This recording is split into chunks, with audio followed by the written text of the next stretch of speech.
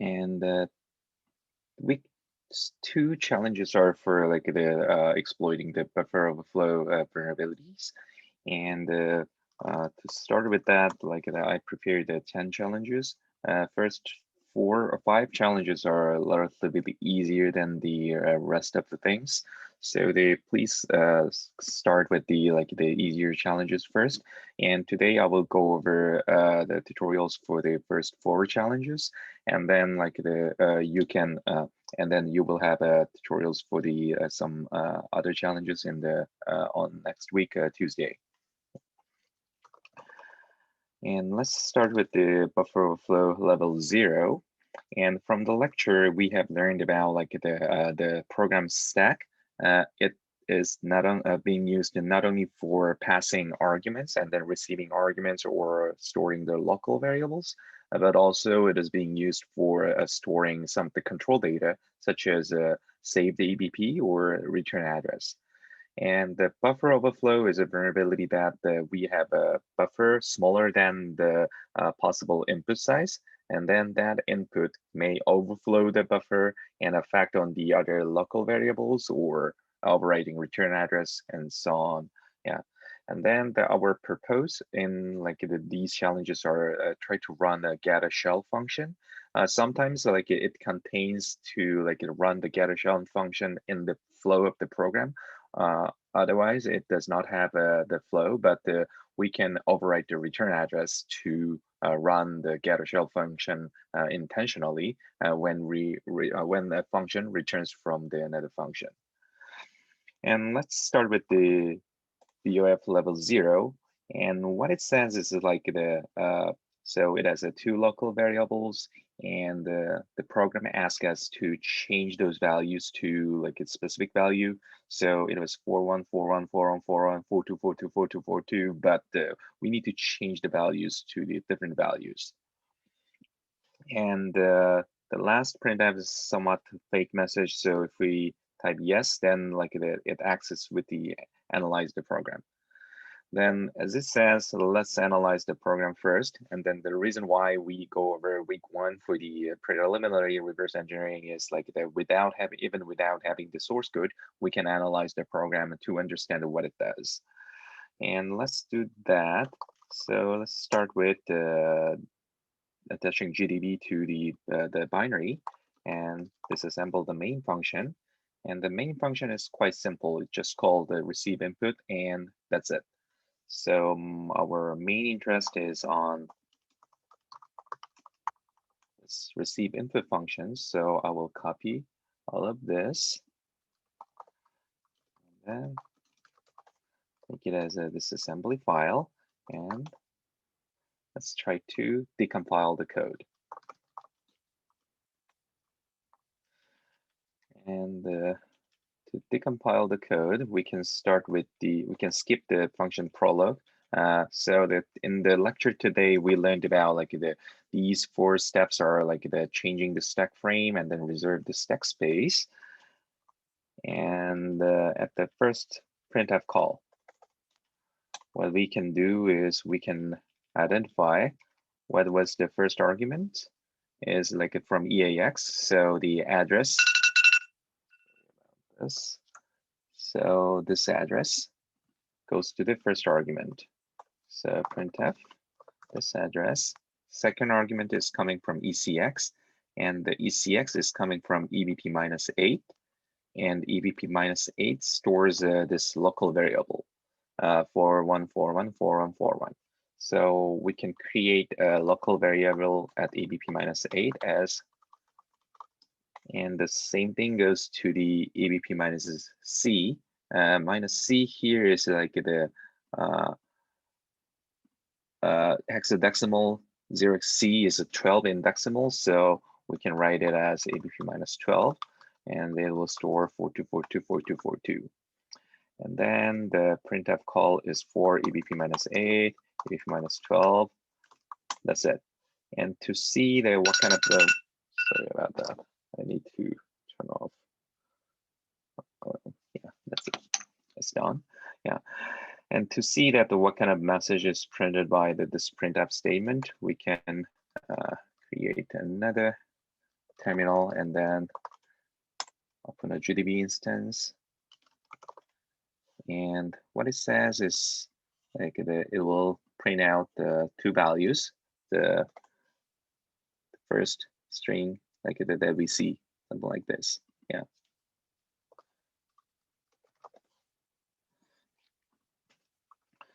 And then, so these two values are printed by the printf statement. And then the second print, there are second printf, and then third printf. So we can safely assume that it prints out some of the messages. So I will not translate this as a correct pseudocode, but you guys can ignore. These are like just printing some of the messages. And for the next, the important function here is the input function fgets. So we know that fgets has 3 arguments.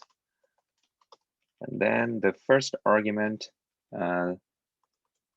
is at the 0 ESP, so it comes from EDX. So EDX comes from LEA EBP minus 20. So we know that the local variable EBP minus 20 is here, but we will define this as a character EBP minus 20 as a buffer, because the reason why I say I define this as a buffer is like we've seen the LEA for the EBP minus 20, so that we can regard that as is being used as an address, and then we know that the fgets, its first argument will be a character pointer buffer, so we can safely assume that that variable will store the buffer. And then like I didn't mention about the size, but we can calculate the sum of the size of the buffer. So how we can do that is, so we previously has a variable at EBP minus 8. And then EBP minus 12. So we have a value 41, 41, 41, 41, and then 0x 42, 42, 42, 42. And then now we have EBP minus 20, but this is 0x20. So we can write it as 0xc, 0x10, 14, 18, 1c, and then 20. So we have a space. So this buffer starts at here, and then we have a 4 bytes that we can write, another 4 bytes, so 8 bytes, another 4 bytes, 12 bytes, then another 4 bytes, 16 bytes, and then another byte, 4 bytes, 20 bytes. So we can write up to 20 bytes up to here, and then if we write more than 20 bytes, then we could overwrite these local variables. So we can assume that the size of the buffer could be 20 based on the location of this buffer at EBP minus 0x20, and then we can get the distance to the closest local variable we defined before. Yeah, so because we just use EBP minus 8 and EBP minus C, so we can get the distance from here and there, and we can define the buffer size as a 20. Yeah.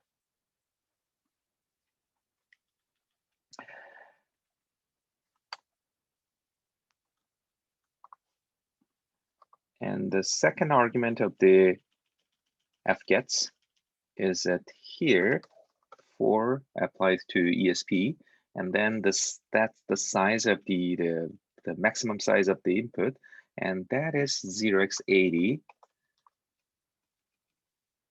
which is like the 128 in hexadecimal, so we can put it as a 128.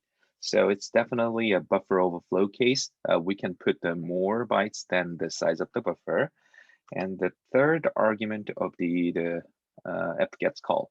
So it is on ESI, and then the ESI, its value is this one.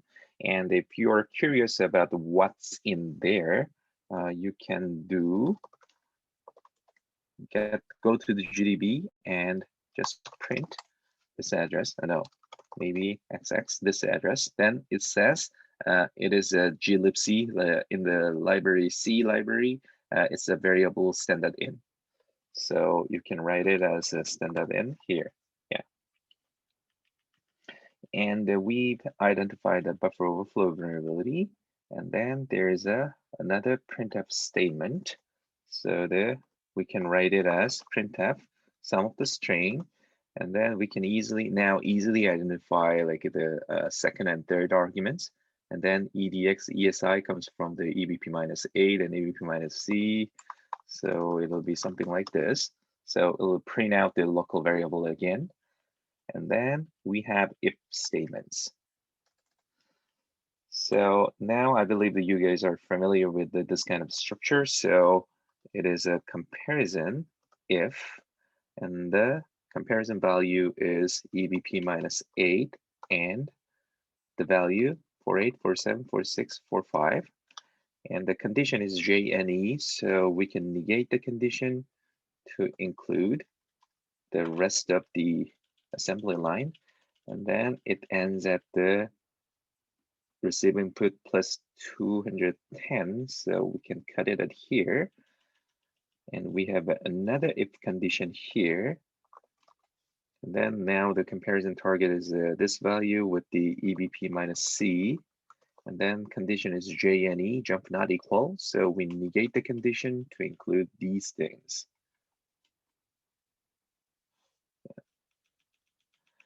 And because jump out target is like a 210, and then like it is same for the both exit condition. So we may combine these two if condition as one thing, for example.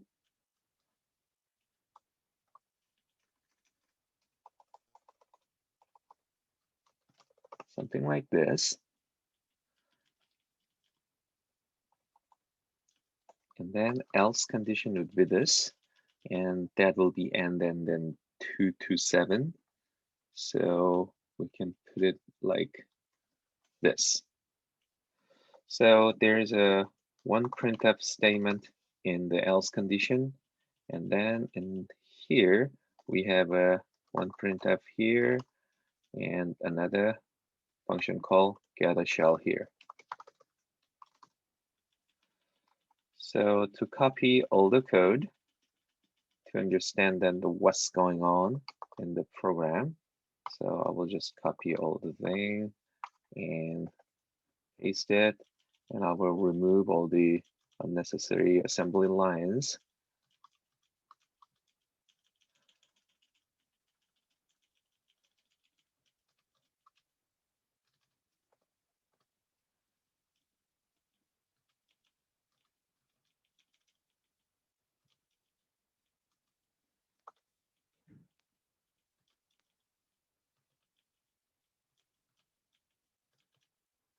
We get the code something like these.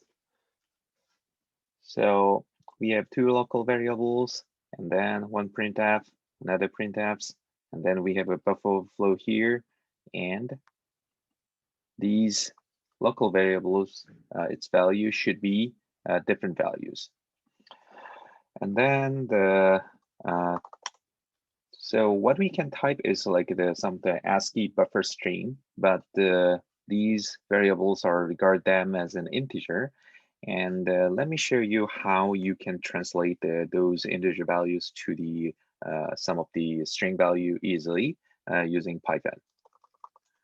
So we have a Python library called the PwnTools. We will frequently use for the exploiting the variability and solving challenges. And to use that, what you can do is so if you type so Python 3 does not have here, then let's do Python on Python. So if you run from pwn import all, then it will import all the library functions from the PwnTools. And the specific function that you can use for translating these integer values to the string is P32 for 32-bit machine. So right now we are working on the 32-bit version of the thing, and for solving the buffer overflow level 1, which is a 64-bit, we will use P64. And how we can use it is, so for example, to translate this integer value, then you can just put the value in here, then you will get the value AAAA as a string, and P32 of the another integer value will put out the string value as a integer value as a string value. So here, what we know is like the buffer is at the EBP minus 20, and we 0x20, and then we need to fill decimal 20 bytes, and then we can overwrite these two values, and then EBP minus C must be this integer value, which is ABCD, and then EBP minus 8 should be this value, EFGH. And what we know is, so we need to fill 20 bytes and then ABCD and EFGH. So to create that kind of buffer, so we can construct buffer as ABCD, EFGH, something like this. Then it has a 20 zeros, ABCD, EFGH. Yeah. And then let's try to run the program with this input. So I just copy and paste 20 zeros, ABCD and EFGH. Then the local variable has been changed from this value to this one, and then this value to this one. And then we can get a privileged shell as it is, like they're calling the getter shell. So you can get the flag after matching these names. Any questions up to this point?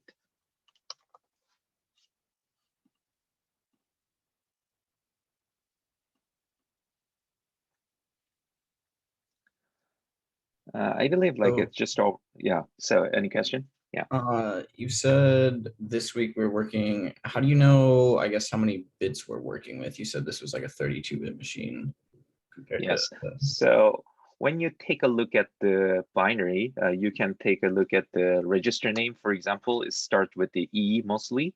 Then like it is a 32-bit register, you can identify that as a 32-bit machine. Or like if you get to the different challenge, for example, so buffer overflow level 1 is a 64-bit one. So if you do disassemble, then you can see the register name starting with the R, then that would be the 64-bit one. And then the more direct way to do that is like there is a file command. This command actually identify the type of the file that you are executing. So if you run file BOF level 1, then so in that case, like I need to copy and paste this. Then it shows that the ELF 64-bit executable, right? So you can identify that that one is a 64-bit one. And then if you go to buffer overflow level 0 and no, and we copy this and file it again, then we can see that this is the ELF 32-bit executable. All right. Any other questions?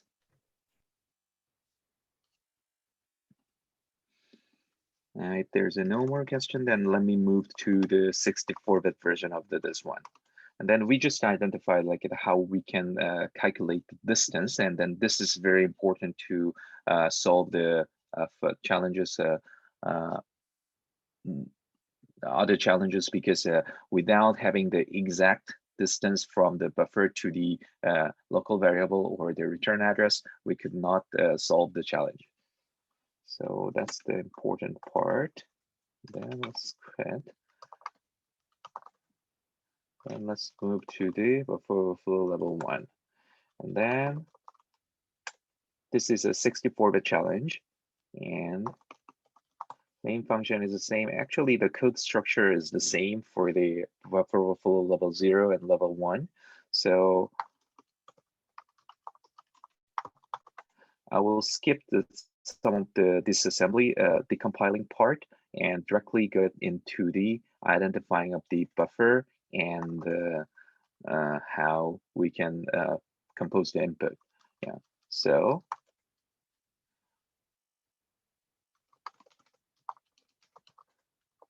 the disassembly of this is it here. And then we know the little bit of structure, and then it has a printf here. And then we know that it prints out two local variables in the prior example, so EBP minus 8 and the EBP minus C. But here at the in the like a 64-bit machine, so the each block of the stack is 8 bytes. So the in 32-bit machine, the each block is 4 bytes. So EBP minus 8. The next one is minus 4 of the 8, so EBP minus C, 0xC is 12, so it increases like that. But in this case, it's 8 and 16. Yeah. So RBP, that points to the the stack base. So the EBP in 32-bit is like the RBP in the 64-bit. So we have one local variable at RBP minus 8, and then another local variable at RBP minus 10. So the semantic is the same. So the negative index applied to RBP means the local variable here. And then we know that there is a long integer, which is an 8 byte. EBP minus 8 is from RCX. So this value is here. And long EBP minus 10. And the value is from RAX. And this value with the 42424242 is it here. Yeah.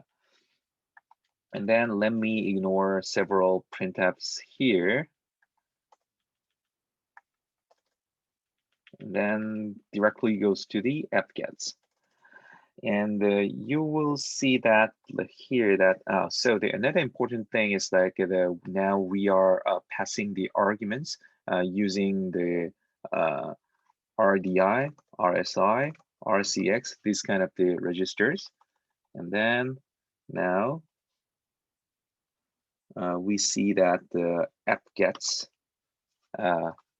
function, and then the first argument comes from the RDI register, second argument comes from the RSI register, and third argument comes from RDX, and then RCX, R8, R9. So so what we need to focus is RDI, RSI, RDX, because we know that the fgets has 3 arguments. So RDI, this is the first argument. So now we know that the LEA minus 0x30 RBP. So RBP minus 30 is the buffer. And then we know that the RBP minus 8 was local variable for 41414141 something. And then RBP minus 10 is for 0x42. And then there will be RBP minus 18, RBP minus 20, RBP minus 28, RBP minus 30.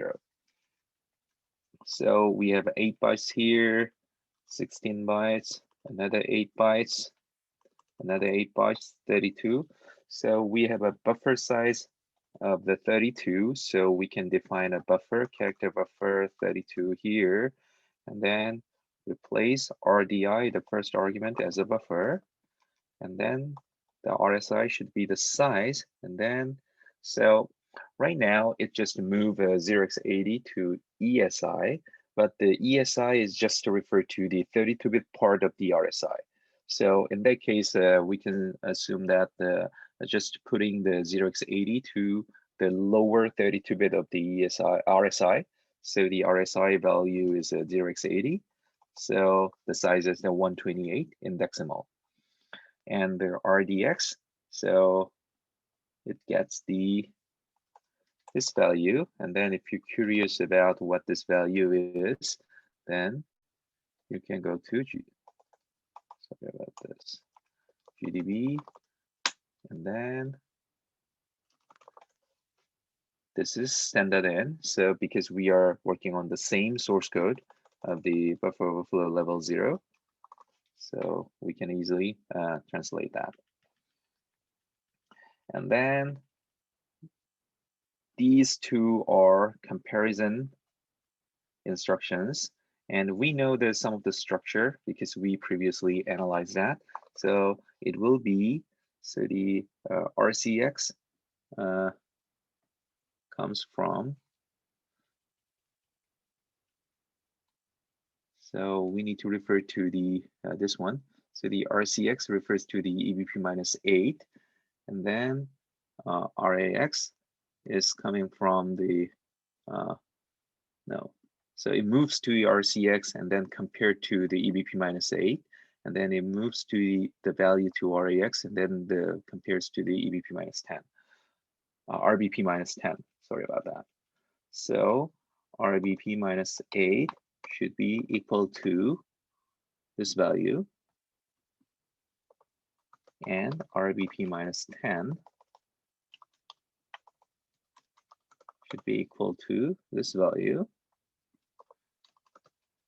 Then it will run printf and get a shell. So what we need to do is like we need to fill 32 byte of the sum of the input, and then change the RBP minus 10 with this value, and then change the RBP local variable at RBP minus 8 to this value. So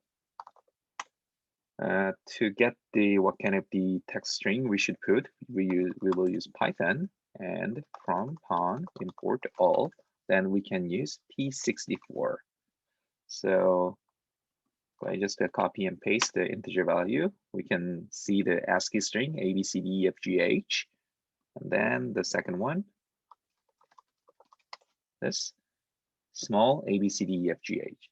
So what we need is, so 1 byte character. So the buffer size is a 32. We will fill 32 of the 0 as a dummy string, and then add A, B, C, D, E, F, G, H, and then add small a, b, c, d, e, f, g, h.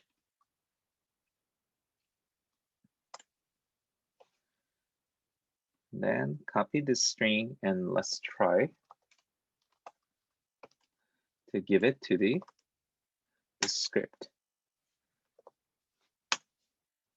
Then the local variable has been changed to the value that should be, and then it will run the shell, and you can get the group ID of the challenge. Any question up to this point? So the one question on the chat was like, how do we get the 128? So here, the argument for the fgets was like this. Second argument was passed to the RSI register, but the ESI is the half of the RSI. For example, so we have a RSI register 8 bytes because this is a 64-bit register, and then ESI actually refers to the last 4 byte of this one. So this instruction, move 0x80 to ESI, is moving, setting the last 4 byte of the RSI as something like this. So it puts 0x80 to there, and then 0x80 is 128 in decimal. So that's how it comes from. So another question from Anthony. So if the input is greater than the buffer size, it puts that information in the next available spaces. That's right. That's correct. So because we use a stack, something like this, so from the assembly lines, we can locate where the buffer is, and then it will fill the buffer starting from here to upwards. So if we just fill like a 32 bytes, then there will be no problem. But if it go over the 32 bytes, then it will overwrite these values. So, and then like we can change the local variables and change the behavior of the program to run a get or shell function. So in the code, there is no way that the code changes the local variable values, these values like the A and B, but we can change the values by exploiting the buffer overflow vulnerability.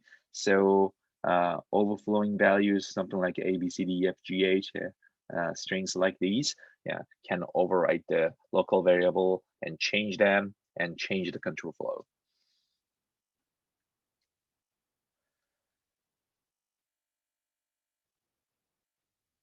And is there any other question? This wouldn't be possible if f gets restricted to the buffer more, would it? So if f gets is restricted to the buffer size, then that is not possible. So for example, so if the size of the f gets is limited by 32, then we cannot put more input than the size of the buffer, then we cannot override these variables. But because currently the code is written badly, so I intentionally put the buffer overflow vulnerability inside there, and this kind of the having more size than the buffer size, yeah, that makes the problem. Yes. And for the next, we will go over the level 2 and level 3. Then we will not just overwrite these local variables. So for the RBP minus 0, then there will be saved RBP. And then actually the RBP plus 8, there's a return address. And then we will change this to get a shell to execute this function as a return address when this receive input function returns. So let's do that.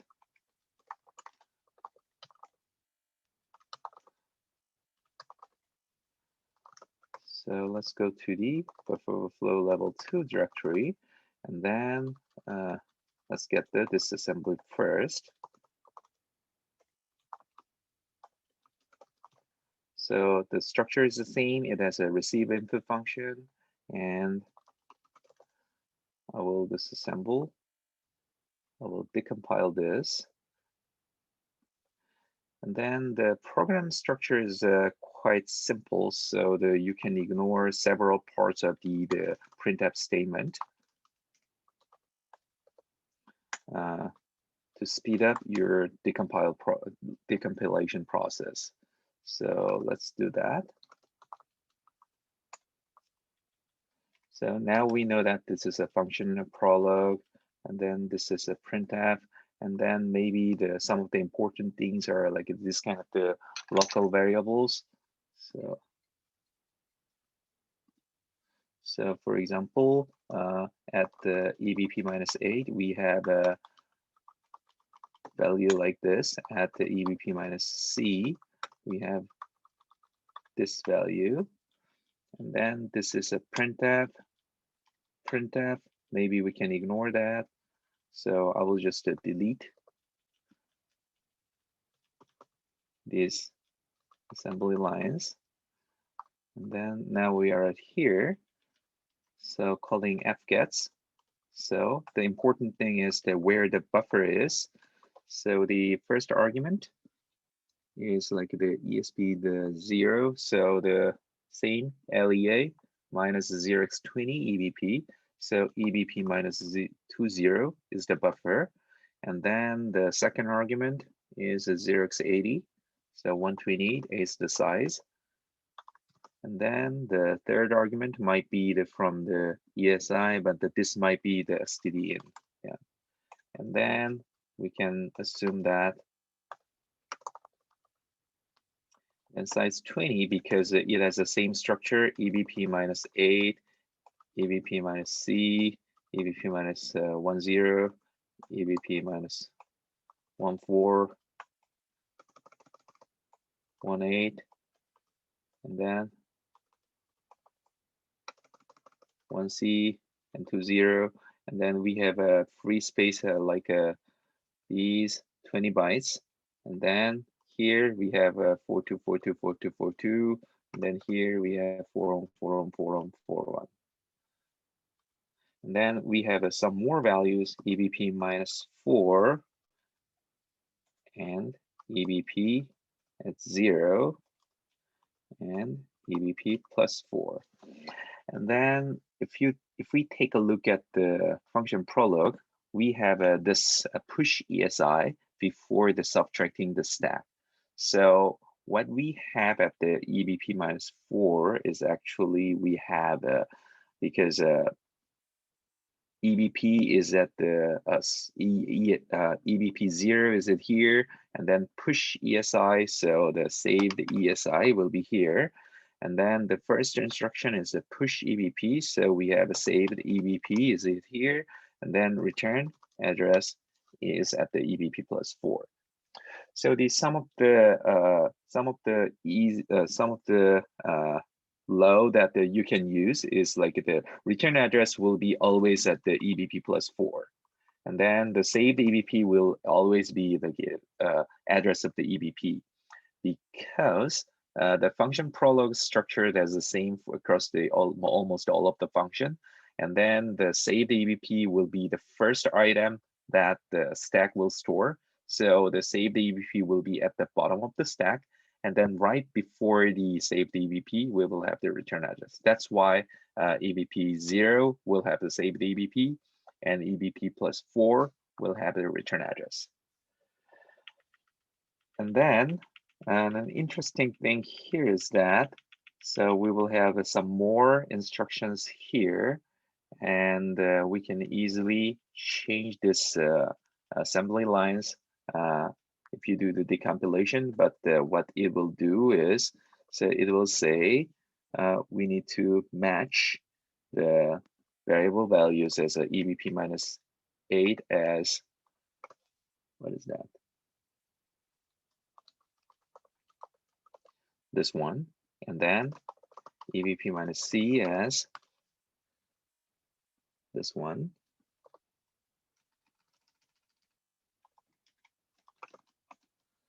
And then we will have an else condition. And if this matches, it will just do to printf, and then that's it. And then 222 will be the exit of the thing. So it will not run get a shell for you. So what it will do is just running two printfs, then printf again. And then in the else condition, so we can, so starting from 222, it will start. And then what it does is like that, it will call printf and then exit. And then the first argument of the exit is the ffffffff, which is a -1. So it's something like printf something and exit -1. So right now, our stack structure is something like this. And then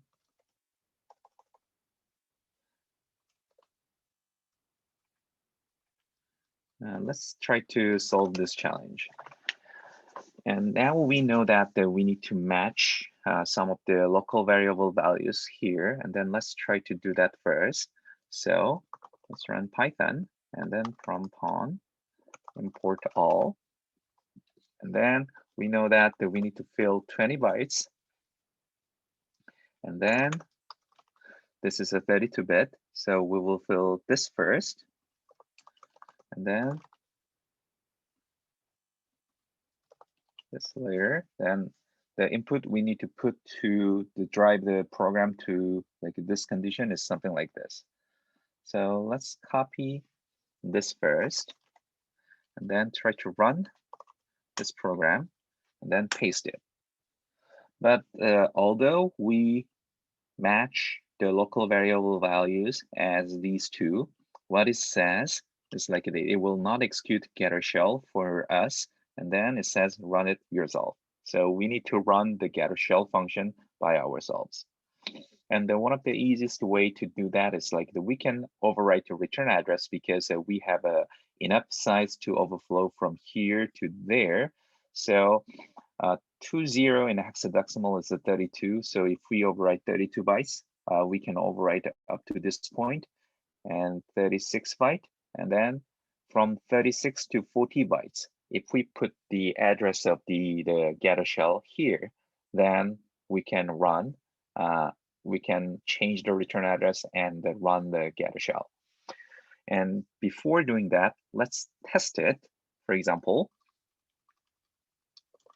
let's run this with GDB. And then we will disassemble receive input. And then we will set the breakpoint at return of the receive input to check if like we can change the return address correctly or not.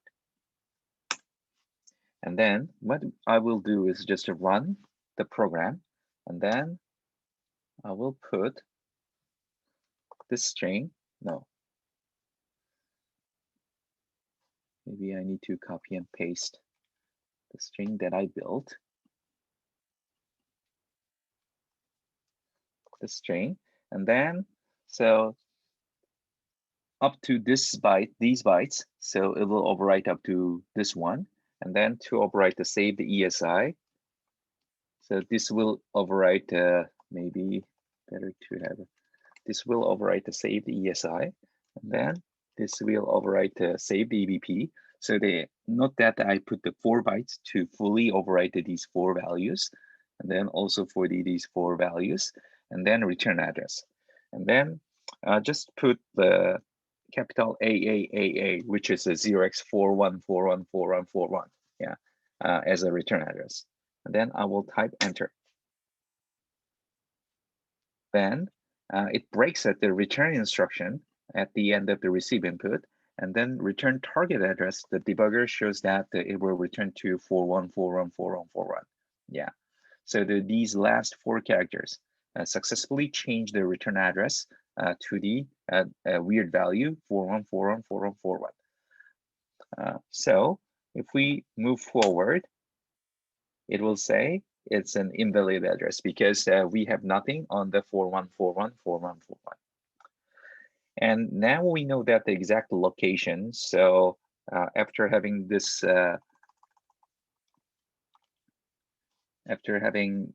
string, if we attach return address here, then we can change the return address to somewhere else.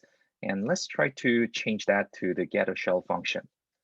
And to get the address of the getter shell, what you can do is you can print getter shell, then you can get the address of the getter shell, like this. But we will use the Pontool script to solve this challenge more in a smart way. Yeah, because like you guys don't know how to put these kind of some of the number as a string.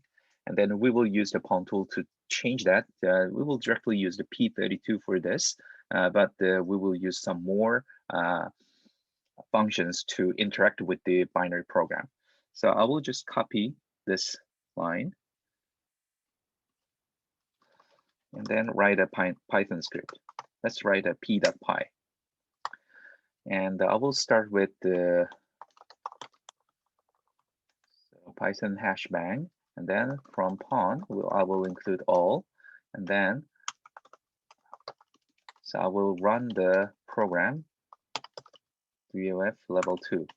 So this process function will open this target program as a process, and then you will have a pipe handle at here, and then you can interact with the program using this pipe handle. For example, this receive function will receive some of the output from the process, this process, and then because I use a printer here, so it will print out to the console.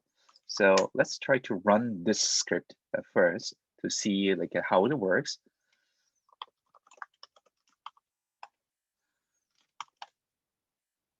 So it runs the program, and then it gets some of the output from the program and just to print it out. Yeah.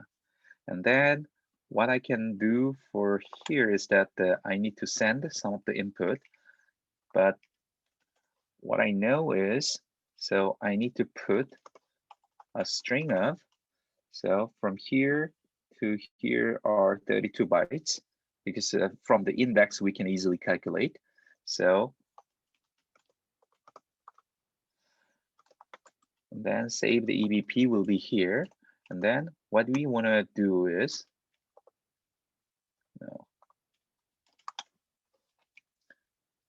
we know that the get a shell function is at here.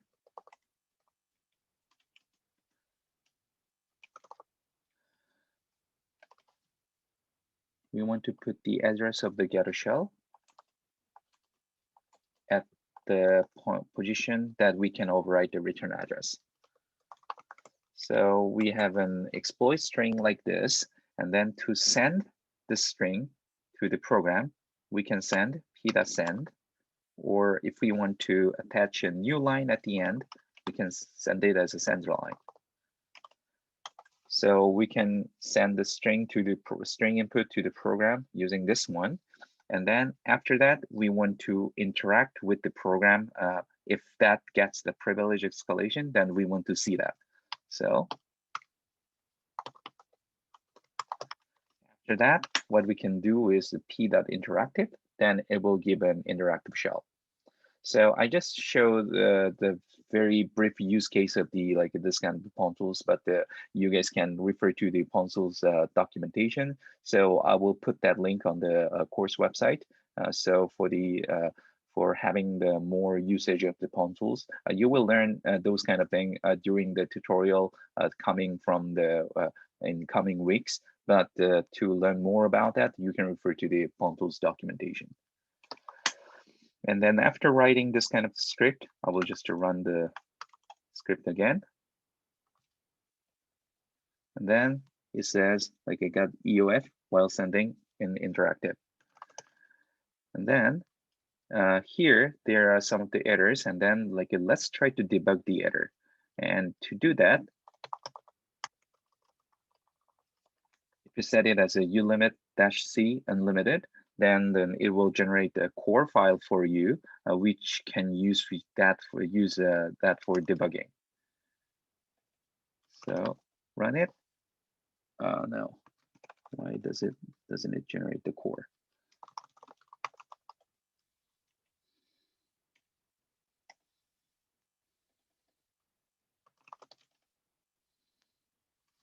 This is weird. Yeah.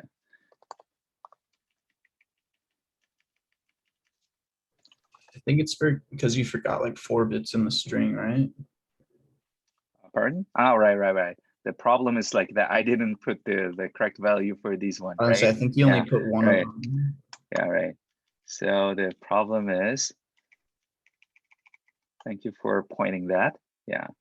So what I can do is put the 20 byte first, and then A, B, C, D, and then E, F, G, H, and then ESI, and then EVP, and then P32 of the getter shell. Then, so I just hit the this kind of the else condition. Yeah. So thank you for pointing that.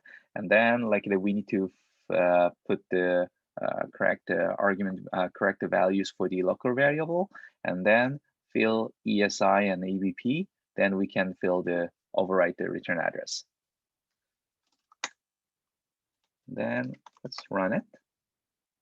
Then it gives the privileged shell, and then you can interact with the program at here. So you can also do cat flag at here. Yeah. So this is how you can use the pawn tools to interact with the program. But sometimes, for example, you could have a wrong answer. For example, suppose you put a different value, 41414141 here. Yeah. So in this case, if you run the program, it will crash, but it will give a core file for you. And then how you can use this core file so that this is a crash dump.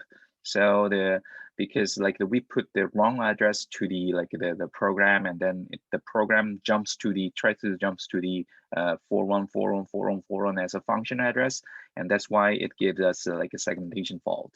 Yeah, and then to debug that, you can use this core file as a core for the GDB.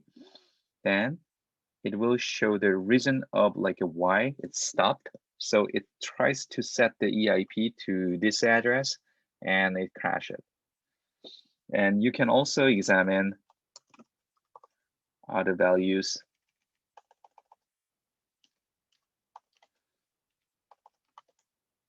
in the stack using this command. So the core file may be useful for like the debug your exploit writing. And we will use this kind of feature more extensively in the challenges in the week 4 and onward. But at this time, you guys do not have to use this feature much, but just have a note on that, like that whenever you have a crash, you can get the crash dump, and then you can use GDB to debug the core file. There's one question on the chat. So when I try to run the Python script, it says access denied. Yes, so you need to do chmod plus x for p.py, that like you need to make it to be executable. Otherwise, like you can run it as a p.py as a attaching the Python command. And then if you cannot write the file, then you are working on the home labs challenges directory, and please do not do that. So please run fetch week2 on your home directory first, then you can access the all the challenges under your own directory. Yeah. And then let's move on to the buffer overflow level 3. So it's a 64-bit version of it. So I will quit all.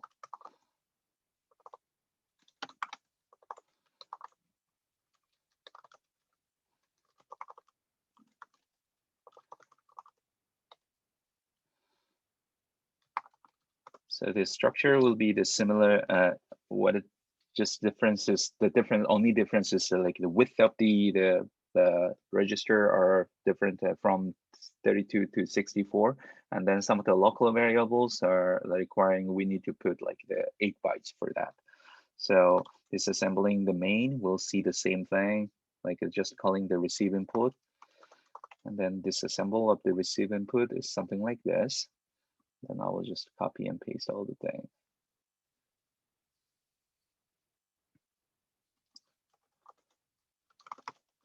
Then Tinox.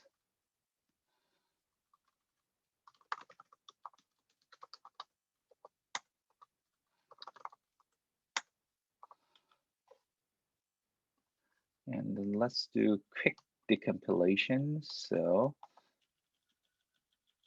from here, we are seeing that the RVP minus 8 is RCX is this one. RVP minus 10 is RAX, this one. Then we can set a type as a long because it's in 8 bytes. And then it has a printf, printf, printf, printf. So we can ignore all these printfs.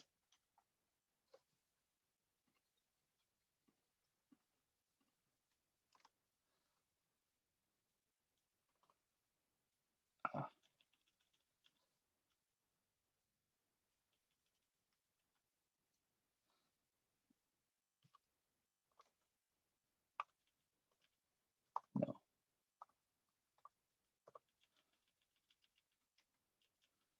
So let's delete up to here. And then we have a fgets call here. And then fgets to RVP minus 30. And then RSI. So that goes to RDI, the first argument. And then 0x80, 128 goes to the ESI, the lower part of the RSI. That's the third argument. And then RDX receives this value. This value might be the standard in if you check. So we have a character buffer RBP at RBP minus 30, and to check the size, we have the same thing, RBP minus 30, RBP minus 28, 20, 28.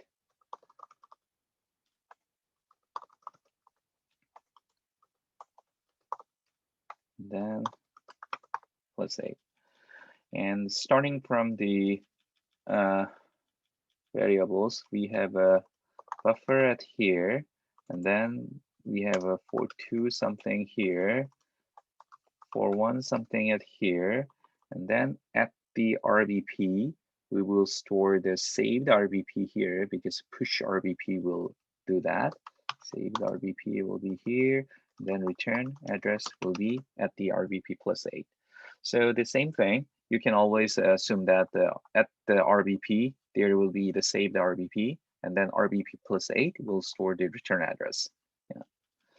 And then the buffer size is each one is 8 bytes, 16, 24, 32 bytes. And then we can overflow these two local variables and then fill 8 bytes and then return address. And the condition is that we need to match these two variables values for these two like local variables. And then let's try to write the Pontool script here. So we will write the pida.py, and from pon import all, and then overflow level 3. And then we will just print out what it prints out, and then we will build a string here, and then to fill the buffer, I will just use 0, and then we need to fill 32 bytes because these are 32 bytes, and then we want to put P64 of the RBP minus 10 should be this value. Then P64 RBP minus 8 should be RCX, this value. And then we fill up to this point, and then next is saved RBP. So maybe we could put any 8 bytes like this, and then we want to put the return address here. And then to get the address of the get a shell function, you can do print get a shell. Then you have the address of the get a shell at here. Copy that and put that as a return address. So now we put the AAAABBBB at here, and then put the return address as the address of the get a shell, and then we will send that to the program, and then see what will happen.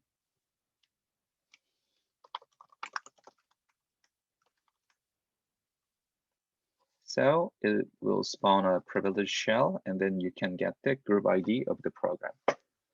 So basically the important thing is like you need to identify where the buffer is, and then calculate the distance from the buffer to the target local variables to control these, and also calculate the distance from buffer to the return address to correctly overwrite the return address and do whatever you want. And then in these challenges, our objective is running the get a shell function, which gives us a privileged shell, and then that's it.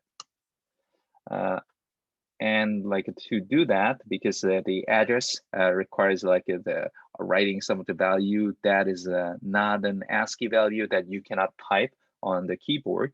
So you can use this kind of the Pontool script to pass some of the non-ASCII value using P64 for 64-bit one, P32 for the 32-bit one, and then build a string and send that and interact with the program.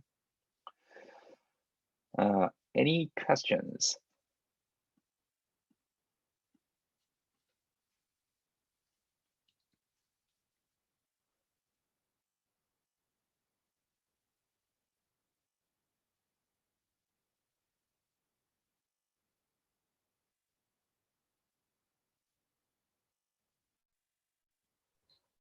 I believe after having this tutorial, you guys can easily solve like the challenge 0, 1, 2, 3, and also solve the challenge 4.